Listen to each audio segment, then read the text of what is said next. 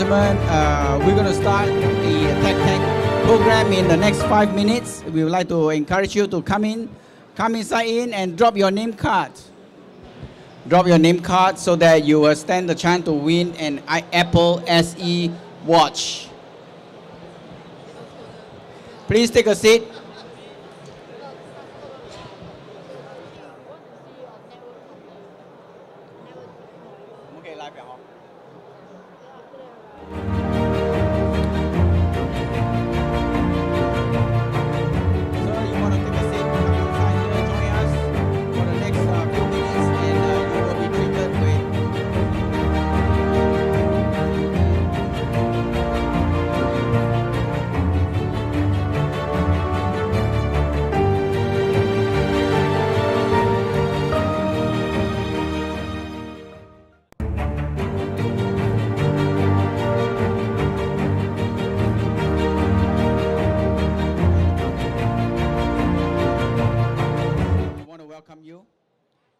Also on behalf of Truvisor, we want to welcome those who will be joining us online as well. This session is recorded live stream so that we can also share these events and all the exciting technologies with our partners and customers in the region.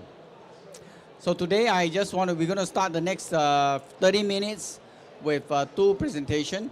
One is from Cloudsine, and the other one will be from Decision. Right? Before we start the program, maybe allow me to run a video so that you can understand what are we trying to do for this session.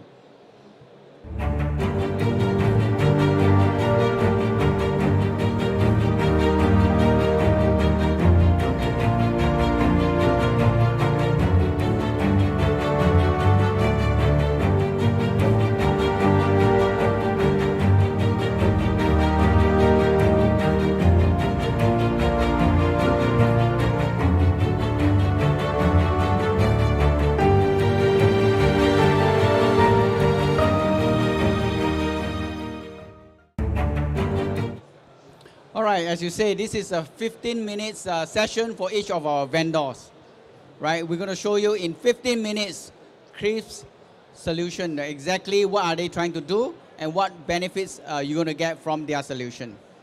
First, I'd like to introduce our next speaker, which is, 1 second, I'm going to go to the page.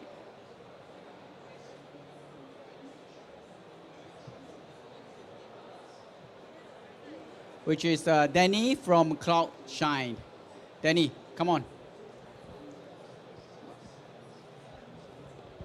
Hello, test. All right, thank you everyone.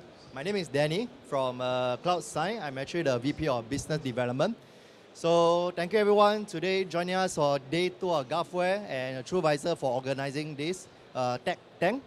So for today, what I'm going to share is really the Web Horizon suite of solution, which we call it a web security stack for next-gen companies.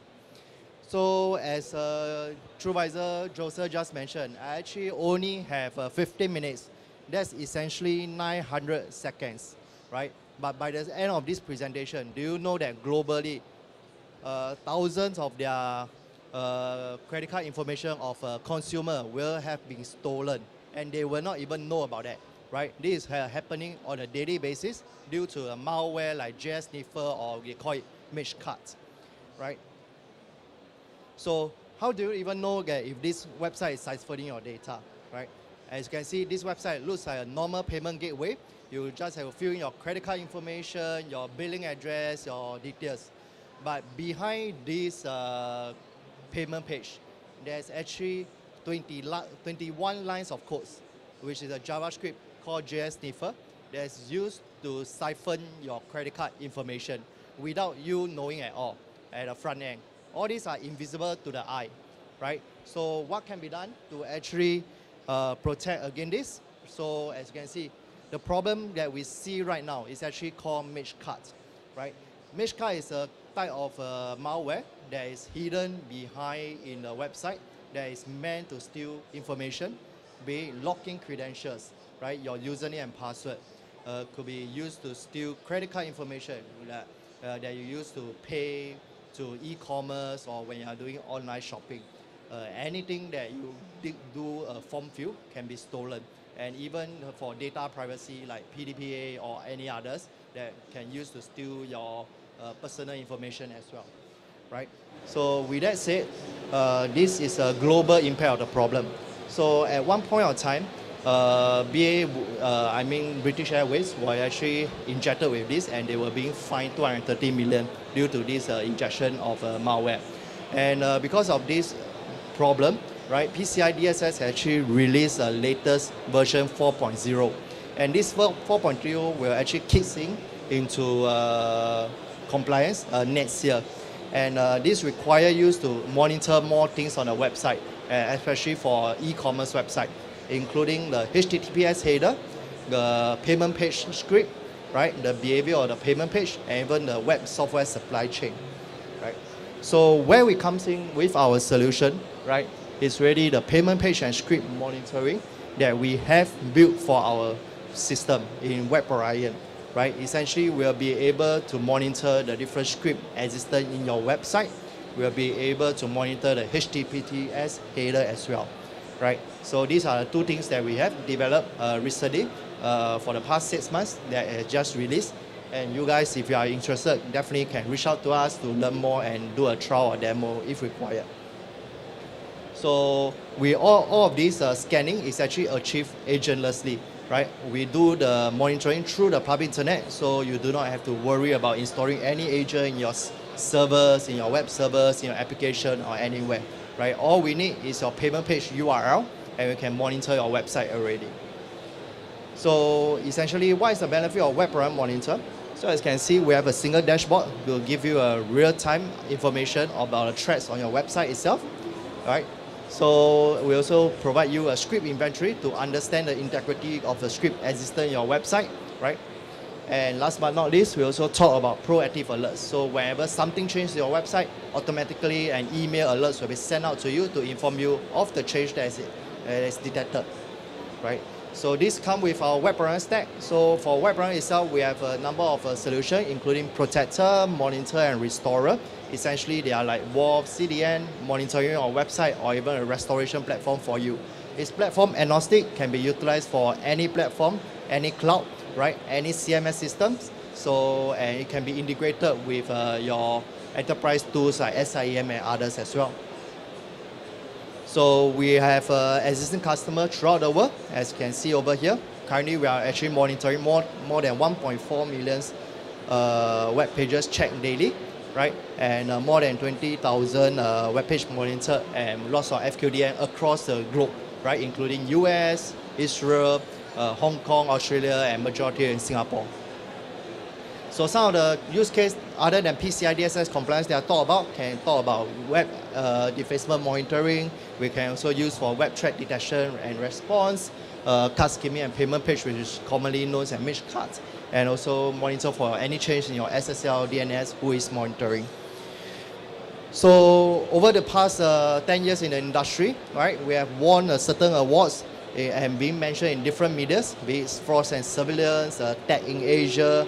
We are also part of the founding team of NRF, right, where it's a Singapore Cybersecurity Consortium, right, and our company itself, we are also ISO 27001 certified to guarantee the certification and security of your data that you use our solution when you are monitoring your website. So that's a quick, brief introduction about what Web Orion does. So definitely, if you are interested, you can look out for us at our website. So before I end it off, I'd like to see if there's any question from the crowd over here. Any questions? We do have a question here. Regarding the merge card. The audience has a question to understand: is the merge card problem something that impacts consumer or the organization? Just we want to clarify, is the consumer or the organization?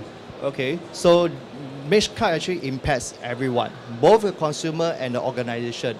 The consumer itself, because their data being stolen, their credit card can be utilized to be sold in dark web and perform illegal transaction or others. At the same time, organizations have the liability, responsibility to protect their consumer.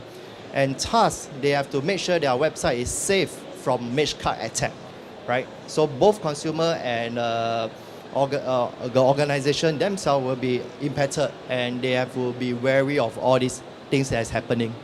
Yeah, if I shop online, I have to be careful also, right? I want to make sure that this website is safe and protected from those niche card kind of scheming. Yeah. Okay, another question. Yeah. As a consumer, I mean, we are visiting websites. How do we know a site has been? Is there a way with like a Chrome extension to check whether it is a Magecart infected? I do understand that's your concern, but a lot of times where we talk about all this, you definitely have to look into the page that you are purchasing from. First up, look at the URL. Is it valid? Right? At the same time, behind the company, the organization, are they certified? Do they have a different certification like PCI DSS compliance? Right? If they have, means that their payment page is actually secure. They actually have inputs, necessary security in place to help to protect their consumer actually. Normally when we buy something, we just look for HTTPS. Yeah. So that's not good enough with the SSL. Definitely that's not good enough. Okay. Yeah. There's another question is, the organization, I have enforced strict CSP and SRI rules, but do I still need this kind of solution? Definitely, both CSP and SRI are important, right? But of course, this kind of solution is still important because there's never 100%, and due to PCI compliance, there's a need to actively look into HTTPS header and payment page monitoring to understand what is happening in the environment, in the page itself, from the front end, right? You could have all your protection around the access control and everything, but the main thing is your web application must be protected as well. Okay. Last question here is, what about those who have deployed firewalls, right? Our company has firewalls and also antivirus and all those things, right? Why do I still need this kind of solution to protect my website? Yep. Very good question. Firewall is definitely important. We are not here to replace them at all. So you still have your firewall, but essentially, when you transact through a payment page, it takes a while, a few steps before you reach the final payment page, which is a payment gateway. Could it be by MasterCard or Visa? They are very secure. But while you are transacting through all these pages, right? This payment page will help you manage and monitor all the individual pages when you reach there to understand behind the scene if there's any malicious JavaScript being injected, right? Is there any change or integrity change in your website itself, right? Does your information get siphoned to other sources instead of the main server backend, right? This is where the organization will have the purview using our solution. Thank you. I'm sure they have more questions. Please visit their booth. Yeah, next we have another speaker from Decision. Then Akesh is going to share with us the how to do AI automation with no-code solution. All right, great presentation, Danny. Thanks a lot, Joseph, for giving me this opportunity. All right, folk, again, if you look at this slide, it says no-code AI automation and orchestration at scale. Now, you might be wondering, in a cybersecurity event, why are we talking about, no-code automation, that too, without any mention of cybersecurity at all, right? So I get that, that can be a genuine question here. But when we talk about cyber risk, it comes into picture when, when we actually go live with the applications and the processes that we are building, right? But what about the inefficiencies, scalability issues, high go-to-market time, lack of technical expertise? What about all these challenges? And decisions comes into picture, when we need to resolve and address these challenges. So I represent Decisions. It's a no-code business process automation platform, which is also doing AI-powered process orchestration now. The company is based out of US, and I come from the India office of Decisions. And today we are just going to look at a very brief what the platform does and how it is helping businesses resolve and address the challenges that I just mentioned. So just a brief overview. We have close to 300 customers spread across globally now, and our strong suit and expertise lies in BFSI and healthcare, given the strength of our rules engine. We have an extensive network of 80 plus partners again spread across the globe that are helping our end consumers and customers, with successful implementation and go live. And now we are close to touching 300 employees globally. Now, this is a glimpse of how our customer base and clientele looks like. So if you look at this slide very carefully, you will see the biggest chunk is financial services, followed by healthcare, and then the rest of them.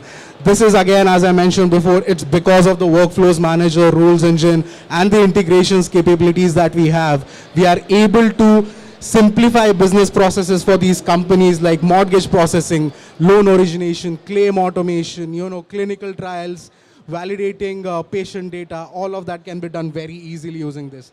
And we also have presence with government, retail, manufacturing, and other industries that are out there. Now, these are the features that we offer.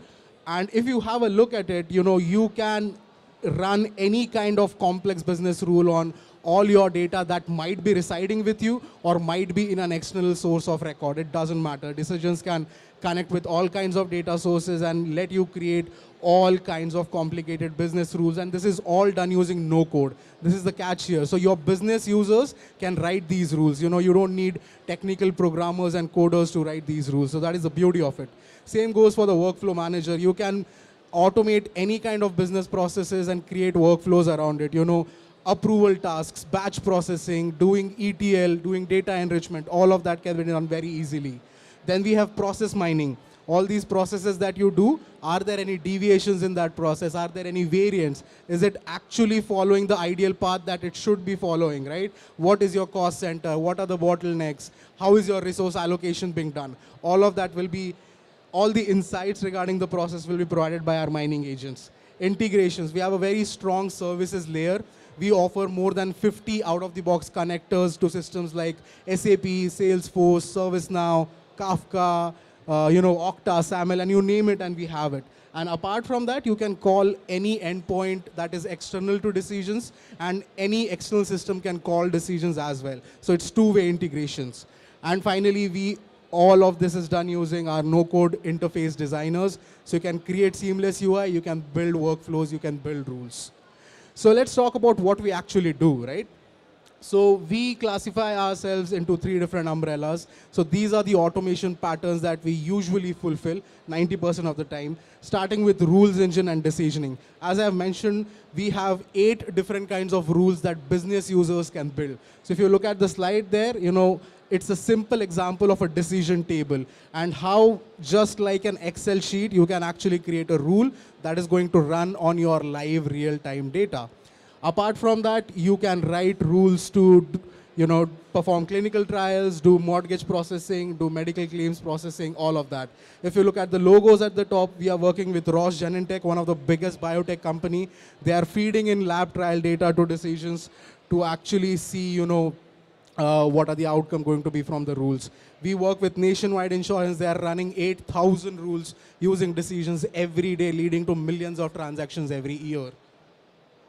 Now, this is a very great slide. If you look at the left-hand side of the side, it is actually a code written in C# to write a rule to determine the dosage amount for a patient based on their height and weight. On the right-hand side, it's the same rule written in decisions using a truth table. Now, just look how simplified and user-friendly it looks, right? Even your business user, your business analyst, your pre-sales folks can go ahead and build this rule. And the beauty of it is very easily maintainable. Tomorrow, if you want to go ahead and change the dosage from 300 milligrams to 350, it is done within seconds. And there is version control given to you as well. So this is the example of what we are doing for Roche Genentech. You can see we have integrated with all their labs, and all the lab data comes to different sources. We can integrate with all of them. You can see S3, Snowflake, and there are many more. And once the data is entered into these data sources, we run our rules models and algorithms that are written, and we enrich the data, we validate the data. Basically, the data that comes out of it, we call it golden data. It is, again, sent back to the external storage that it should go to. Right? This is just one of the examples. And at the top, you can see we can connect with message queues to, again, give out tasks or give out action items based on the outcome of the rules that were triggered. This is another example, automating the claims processing. You have underwriters who need to work upon thousands of policy applications. But it usually is very paper heavy, it is very tedious, but with decisions what you can do is all the preliminary checks that you require, you write them in form of business rules, feed all your policy data to that. It eliminates all the claims and processes that are supposed to be eliminated without the need for human intervention. And then it goes finally to the underwriters where it just requires a final approval or review. This is another use case example, extend and expand, right? Nowadays, everyone is so tech savvy. We have like 20, 30 applications in our organization. And every one of these applications have different processes built on them, right? But what about if these processes need to interact with each other? There is data lying in another process that you need to consume in a different process altogether. Decisions helps you with extending and expanding. You can take in your data, process outcome from one application, run some business logic on it, feed it to a third application, and you can keep doing it for your complete tech ecosystem. So this is another example of us doing that. You have Corning here that uses decisions integrated with SAP, where we are feeding in the SKUs and the inventory requirements, where again, there are multiple data sources connected. It does standardization, validation, and real-time calculation of the data, and then it sends back for approval if required. And finally, end-to-end workflows, where you can build workflows with UI. There can be assignments within the workflows, there can be rules, there can be API calls. There is a lot of possibility with what you can achieve using our tool. So this is another example of how we use it internally. We believe in drinking our own champagne or eating our own food, right? So that's what we do. We use all these different applications, and decisions helps us connecting all those applications together and making sure all the processes are completely seamless and synchronized. This is our architecture at a very high level. I won't spend much time here. You can see the client layer where we have the studio and the portal depending on the user permissions. You have the data layer, we support all kinds of databases. You have the authentication, and finally you have the services layer which can connect to all kinds of external systems. This is how the platform looks like. You can see the end user portal. So it is for the end users and the consumers to consume data in terms of dashboards, forms, reports, and all of that. And you have the studio, which is essentially for your business analysts, designers, and developers to build these applications. And everything is no code, drag and drop. So we have recently, introduced AI as part of our platform as well. So you are actually able to orchestrate and automate processes using AI. So we have ChatGPT inbuilt with the Decisions platform, and we are moving ahead with Bard and Claude 2 in few months as well. So you can see these are the use cases that we have already tried our hands on and built and deployed as accelerator. So they are actually readily available for you to use now. So you can do meeting summarization. All the meetings that you are part of, it gives you a very crisp summary of what were the key takeaways, what was the discussion, what are the next items, and things like that. We have our own chatbots now. All the knowledge base that we have, historical data that we have converted all of that into chatbots. So there's no need of going back into history, looking through data, and trying to give out responses to RFPs, SOPs, or whatever that is. And we have also automated accounts payable or invoice processing process, as we all know. So yeah, I'll just stop here. This was my quick presentation. We do have some time left. If there are any questions, I'll be happy to address them. Any questions from the team, from the floor? I do have one question. As Sure. I was listening to your great presentation, I think this word called process mining. Yeah. I think I know about data mining. So can you kind of explain a little bit into our process mining, your key features, functionality? And I think this is a cybersecurity event. For the context of cybersecurity, how is actually applied, in the cybersecurity context? Right. Great. Yeah, that is actually a great question, because when we talk about process orchestration and process automation, process mining is kind of an integrated part of it, right? So whenever there are processes, you are having like millions and thousands of iterations of that process having, occurring every day or every month or every year, whatever that is. And with our process mining features, you are actually able to analyze the data in real time by using just the activity and the event logs. So to give you an example, if the process is around automating claims like we just saw in few slides back, that claim can go through multiple different stages depending on what kind of data it has. And depending on that, our tool, process mining, can actually tell you how many variations of the process there are, right? And if you can feed data around who all are the stakeholders that are working in those different stages, you'll be able to identify the cost centers depending on the salaries that you're paying. You'll be able to identify the bottlenecks depending on the time that it is being taken at each and every stage. So this is actually a very powerful insight gathering tool for you to go back and optimize your processes so that the scalability is easy and the efficiency is also much better. I hope that answers So it. that process include incident response Yeah. in a security context. Exactly, and that too in real time. Wow. Yeah. Okay, thank you, All right. thank you. Stay here, please. Thanks a lot Akesh. for joining, folks. Yeah, thank you. So I think we have learned two really important technology. Now it comes to our lucky draw. So I want to make sure that all of you has put in a name card here. Have anyone left out? No, everyone has your name card. So can we have Akesh to do a draw for us? This will be the winner for the next Apple Watch SE that we'll be giving away. Spark. Mervin from Spark. Mervin from Spark. Congratulations, Mervin. All right, so we have a customer, Mervin from Sparks. Yeah, thank you very much. Thank you for your, but you have any question, please drop by the decision booth and you can understand more about process mining and all the technology. Thank you.